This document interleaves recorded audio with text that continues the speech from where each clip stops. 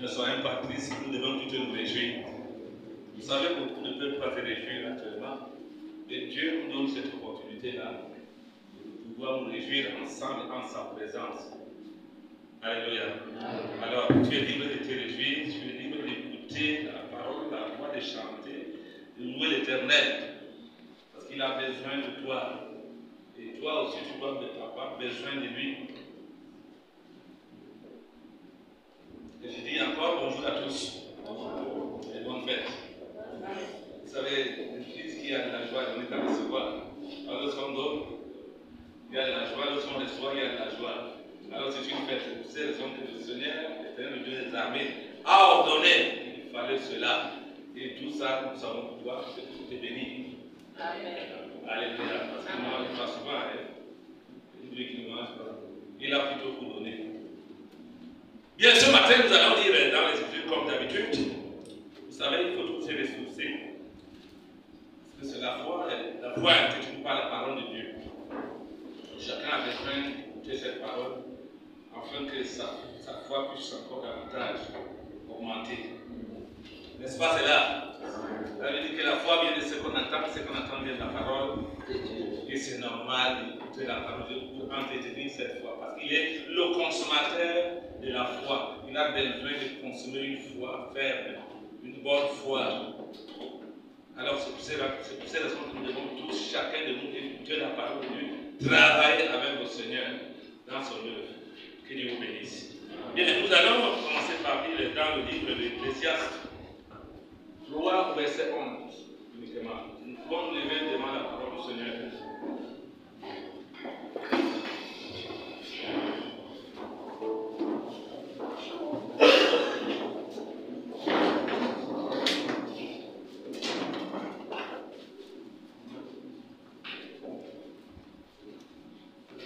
Ecclésiaste chapitre 3 verset 11 est écrit: Il fait toutes choses bonnes en son temps, mais il a mis dans leur cœur la pensée de l'éternité, bien que l'homme ne puisse pas saisir l'œuvre que Dieu fait, du commencement jusqu'à la fin. Parole du Seigneur.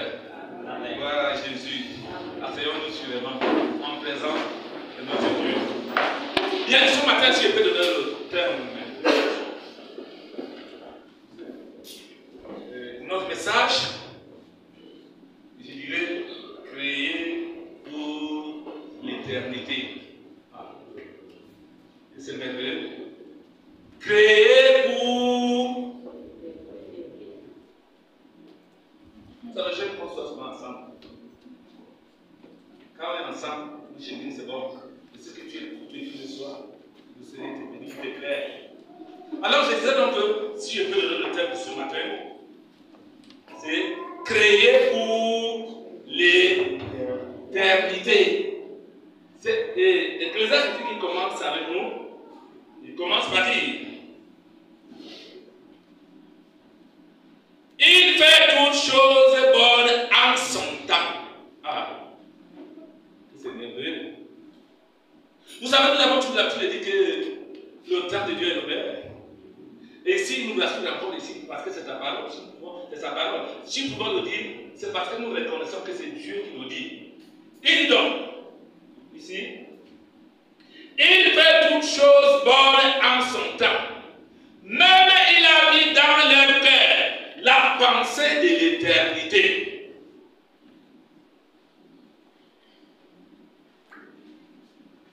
Vous savez, quand Dieu a fait l'homme, c'était à son temps.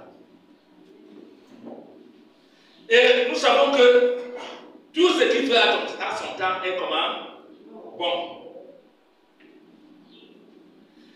Il a dit créons l'homme à notre image. Ça veut dire quoi?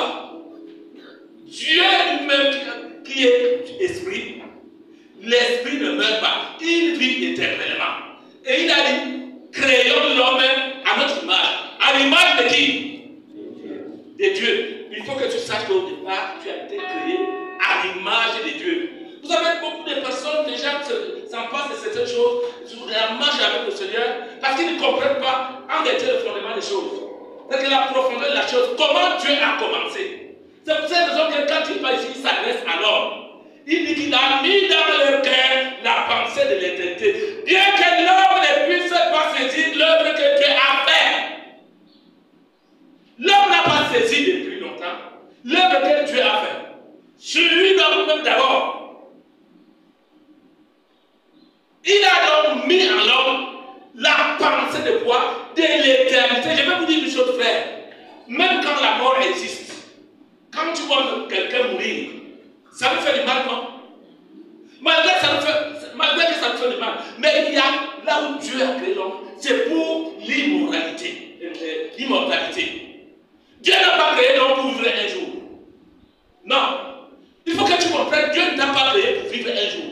Dieu t'a créé pour une éternité, pour l'immortalité. Je ne reviens pas sur ce qui s'est passé dans le jardin de Dieu. C'est autre chose encore, bien sûr. Parce que nous, on n'entend pas, parce que ça sera un peu long. Mais il faut que chacun comprenne que Dieu, lorsqu'il l'a créé, il l'a créé pour l'immortalité. C'est-à-dire que pour une vie comment? Éternelle. Alors je dis, sûrement, il n'a pas créé l'homme pour une journée. Jamais. Alors nous allons comprendre que la vie sur cette terre n'est qu'une répétition avant la vraie représentation. Quand on dit qu'on va à la répétition, nous voyons souvent les soldats ici partir des affaires du 20 mai pour défiler au 20 mai, n'est-ce pas? Ils partaient où? À la répétition. Lorsqu'ils répètent, le président n'est pas là. Mais il répète. Ça, c'est une représentation de ce qui doit se passer le jour même du défilé. Donc, on comprend que la vie ici, sur cette terre, c'était une répétition. Frère, il faut aller en profondeur avec Dieu pour comprendre Dieu. Tant que tu ne vas pas comprendre Dieu en profondeur, tu vas aller avec Dieu superficiellement et tu vas t'appliquer les états même. Parce que la vie sur cette terre est tout à fait différente de celle qui est de l'éternité. Parce que c'est pour un temps que chacun de nous peut vivre ici, sur cette terre. Alors nous passerons beaucoup plus de temps après la mort dans l'éternité que sur la terre. Mais il y a des enfants qui ne savent rien un jour et même non. Malgré que les hommes ont fait 960 ans, ils ont vécu 960 ans. Depuis qu'ils sont morts, ça fait combien d'années? Ça fait des siècles et des siècles, n'est-ce pas? Ils sont morts. Ça veut dire quoi? Ils sont entrés dans l'éternité. Là où ils se trouvent, c'est là qu'ils vont vivre. C'est pour cette raison qu'il faut comprendre que si nous sommes encore ici, notre cité, c'est lui qui appartient. Notre cité n'est pas d'ici bas. Nous sommes tous des passages. Alors, comme c'est une répétition ici sur terre, on peut donc comparer ça comme si c'était la terre était un stage, une préparation, un entraînement à la vie éternelle. C'est-à-dire que tu fais le stage. Vous savez, quand quelqu'un doit aller travailler, il y a les stages qui font des formations. Alors, c'est comme un stage. Le stage que j'ai fait, c'est pour que je puisse comment travailler. Alors, votre existence sur terre est comme une petite parenthèse par rapport à l'éternité. Alléluia. Donc, si tu vis sur terre, c'est une petite parenthèse par rapport à quoi? À l'éternité. Il faut comprendre. Recevez ça, frère. Amen. Alors, nous sommes appelés chacun à se préparer. Nous sommes appelés chacun à s'entraîner. Parce que nous allons maintenant aller là où nous allons vivre comment? Pour toujours. On vous a dit que vous avez vu la tombe d'un esprit un jour. Hein? Je pose la question. Non. Quand quelqu'un est mort, on t'a dit que bon, lui-même il a été enterré si son esprit est enterré là-bas. Non. Avec que nous sommes encore dans cette tente, il appelle notre corps et notre latin. Nous gémissons dans cette tente que nous sommes là, en attendant l'entrée dans notre cité céleste. Est-ce que tu reconnais qu'il y a une cité céleste? Amen. Il faut comprendre ça. Il y a une cité céleste que le Seigneur a préparée. Sinon Jésus n'allait pas nous dire que non, je m'en vais vous préparer une place. Dans la maison de qui? De mon Père. Fais écouter la parole de Dieu, elle est vivante. Lorsque tu écoutes que la parole de Dieu est vivante, quand tu la reçois,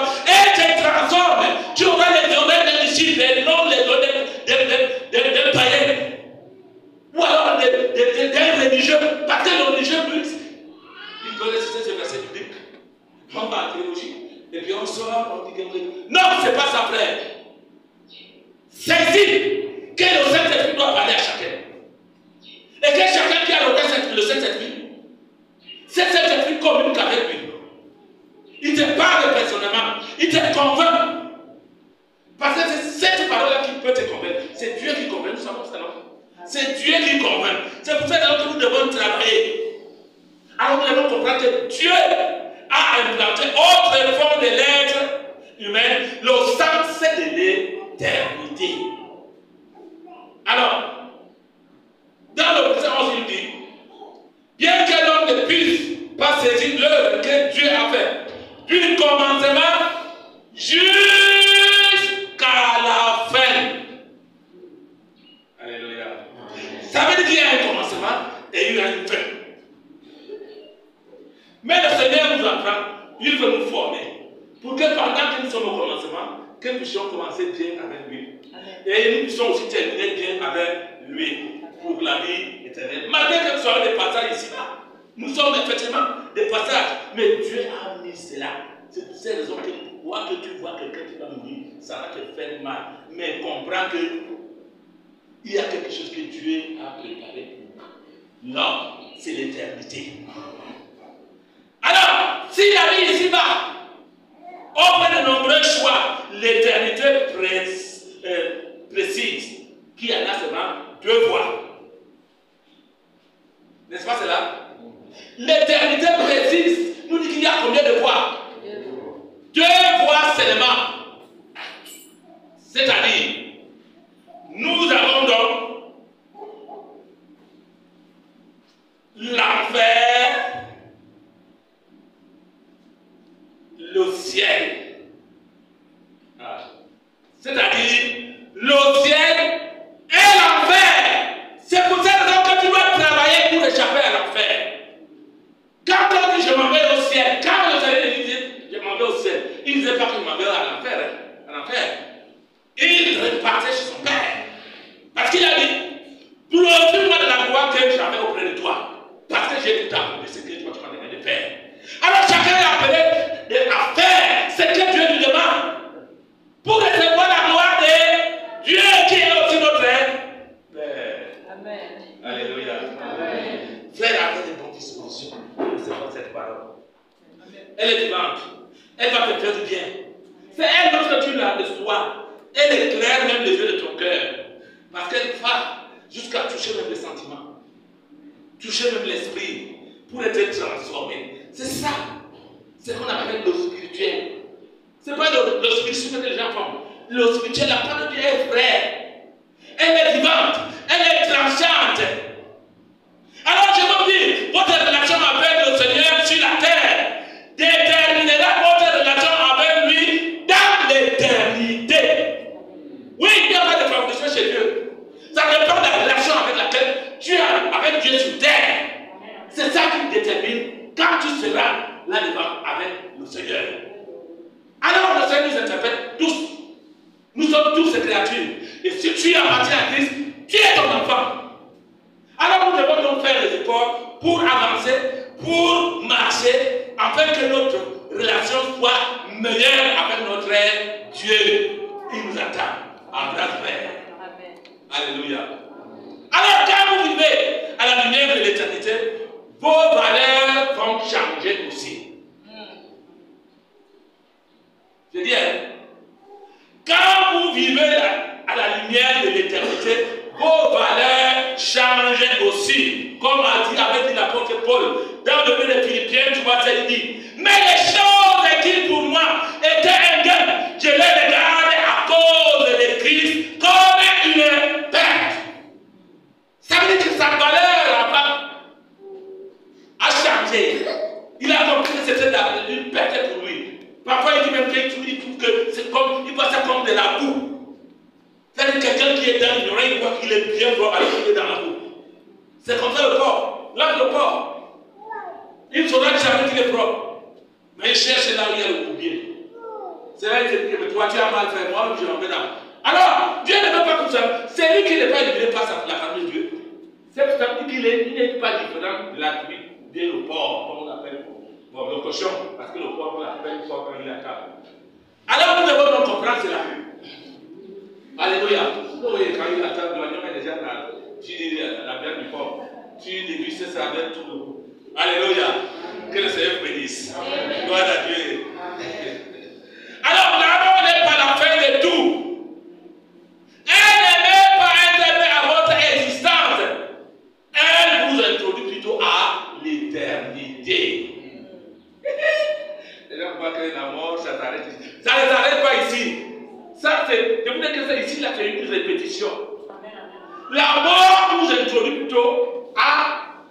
l'éternité. Parce que lorsque nous quittons ici, nous entrons dans l'éternité. Et Dieu ne veut pas que tu rentres dans l'éternité. Tu vas plutôt en enfer. Il faut aller au ciel. Quand on dit au ciel, c'est là où c'est bon. Alléluia. C'est là où c'est bon. Agréable. Là où tout le monde danse, se chante. C'est le ciel. La Bible dit que là-bas, les rues sont même pavées d'or. Tant que vous marchez, vous vous mirez même. Ah, frère, et tu laisses. Ne laisse pas. Fais un effort. Ne laisse pas faire un effort. Dis que moi, c'est pas moi qui vais aller en faire. Je vais aller là-bas. Vous savez, c'est quelqu'un qui décide. Si tu décides, même Dieu sera d'accord avec toi. Parce que Dieu vient pour vous aider. Il tend la main, il dit quand tu dis que me voici, il t'arrête par la main et il marche avec toi. C'est pour ça que fais-toi, efforce-toi. D'abord, la Bible dit quoi? Le roi des cieux, c'est le violent qui s'en a. Vous savez pourquoi? Autre chose, c'est la parole de Dieu n'a jamais vu ni entendu ce à quoi nul homme n'a jamais pensé. Dieu l'a préparé pour ceux qui l'aiment. Alléluia. Il est couvert pour toi. C'est qu'il n'est jamais montré dans ton cœur, dans ta pensée. Mais Dieu accorde un amour pour toi. Il a préparé pour toi d'avance. Et c'est là où il veut que tu entres. Frère, aujourd'hui nous sommes là. Nous sommes venus nous réjouir, non? Qui ne veut pas la vie? Celui qui ne veut pas la vie lève l'amour.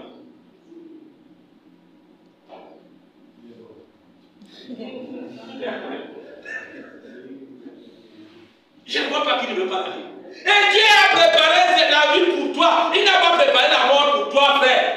Ma soeur, il a préparé la vie pour toi. Alors il dit, prends la vie, choisis la vie, laisse la mort.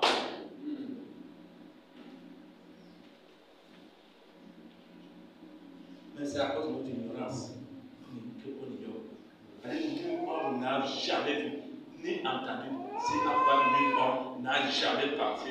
Dieu l'a préparé pour ceux qui l'aiment. Alléluia. Amen. Gloire à Jésus. Et il nous rappelle encore, dans le 2 Corinthiens 5, verset 8, la demeure éternelle. Dieu nous a donné un aperçu de ce qui serait l'éternité dans sa parole. Il parle de la demeure éternelle. Lisons, quelqu'un va lire dans le 2 Corinthiens 5, verset 1.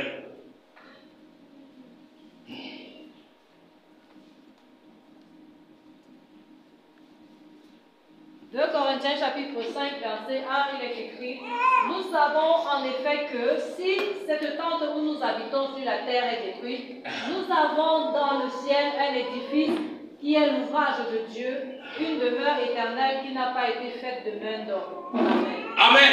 Amen. Et c'est pour le moment ici, quand tu es sur terre là, il a pris le machin que tu portes, la carapace, la chair, la balle, la petite gueule, même quand il a mangé, il a vu un contact, il dit Dieu fait quoi? Il appelle ça quoi? La tente. Vous savez, quand on parle de la tente, on parle pas d'une maison, mais c'est diminuer de la maison. N'est-ce pas? C'est diminuer de la maison. Donc, il dit la tente que nous sommes actuellement là, nous nous trouvons dans une tente. Donc, quand quelqu'un dit mon corps, il ne comprend pas la profondeur de ce qu'il dit mon corps. Ça veut dire qu'il habite dans ce corps. Et, je ne sais pas si je peux comprendre. C'est que moi-même là aussi, là, j'appelle ça mon corps, non? Moi-même, j'habite dans mon corps. Tu as été créé comme à l'Assemblée de Dieu, ça veut dire quoi? Esprit. Allons en profondeur. Tu as été créé comme esprit d'ailleurs, pas comme esprit à la ressemblance de Dieu. Faisons l'homme à notre image, à la ressemblance de Dieu. Et maintenant, tu viens habiter dans une tente. Et c'est pour ça qu'il dit que nous gémissons encore dans cette tente en attendant d'entrer dans notre cité céleste qui est une cité éternelle. Ça c'est merveilleux. Tu es créé pour être. Tu es éternel. Mais tu ne comprends pas. Je dis l'homme est éternel. Amen. Dis amen, pardon. Amen.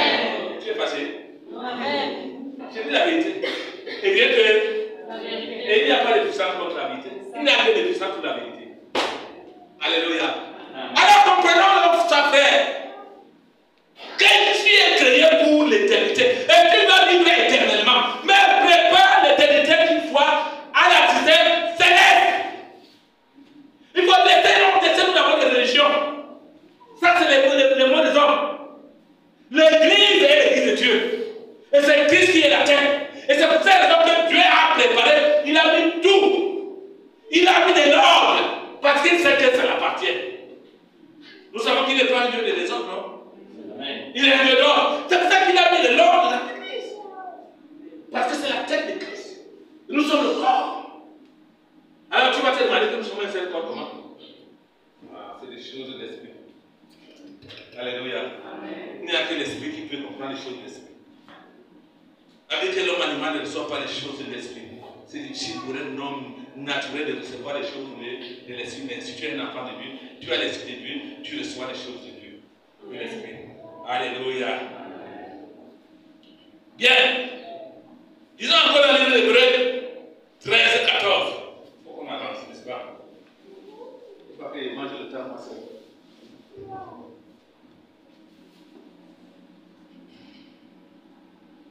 Hébreux chapitre 13, verset 14, il est écrit: car nous n'avons point ici-bas de cité permanente, mais nous cherchons celle qui est à venir. Amen. Amen. Alléluia. Amen. Nous n'avons pas quoi? Ici-bas quoi? Des cités quoi? Des cités permanentes. Mais nous faisons comment? Nous cherchons celle qui est à venir. Nous cherchons ce qui est à venir. Il faut donc chercher. Alléluia. La cité à venir. Ici, là, tu n'as rien. Il dit que c'est pas moi qui dis. Vous savez, il déclare, il dit ça. Si tu peux manger, mange. Quand il a fabriqué le macaron, il a bien pour que tu manges. Mais il dit, d'ailleurs, le ventre, c'est pour la nourriture. La nourriture pour le ventre. Les deux vont payer, non? Tu vas rentrer où? Là où c'est venu. Mais toi-même, tu vas rentrer là où tu es venu. C'est là où il y a ta cité. Et c'est ça que tu dois aller chercher. Vraiment la recherche, en marchant, en faisant des efforts pour marcher selon l'amour de Dieu. C'est-à-dire qui est Jésus-Christ. L'exemple que nous avons, c'est l'amour de Dieu. Christ est l'amour de Dieu pour nous, pour toi et pour moi. Alors, faisons donc des efforts pour avancer. Faisons-nous violence pour pouvoir abandonner ce qui nous retient, ce qui nous retire par derrière, et pour avancer avec le Seigneur, comme Paul pouvait le dire. Je cours vers le but. Il y a même ce qui est derrière. Et c'est pour emporter le prix de la vocation céleste et de Dieu en Christ Jésus. C'est ce qu'il a dit. Et c'est ce que tu dois dire. Et c'est ce que tu dois voir. Alléluia. Gloire à Dieu. Nous disons un verset biblique, peut-être sans commentaire, pour dire que nous allons continuer, parce que c'est la fête, il y a encore quelque chose à faire. Mais c'est ce que nous devons faire comprendre à chacun de nous. Nous allons lire dans le 1 Jean 2, 17. 1 Jean 2, 17 nous dit: Oui. et le monde passe, Et le monde passe. et sa convoitise aussi. Et sa convoitise aussi. Mais celui qui fait la volonté de Dieu demeure. Mais celui qui fait la volonté de Dieu demeure comment? Éternellement.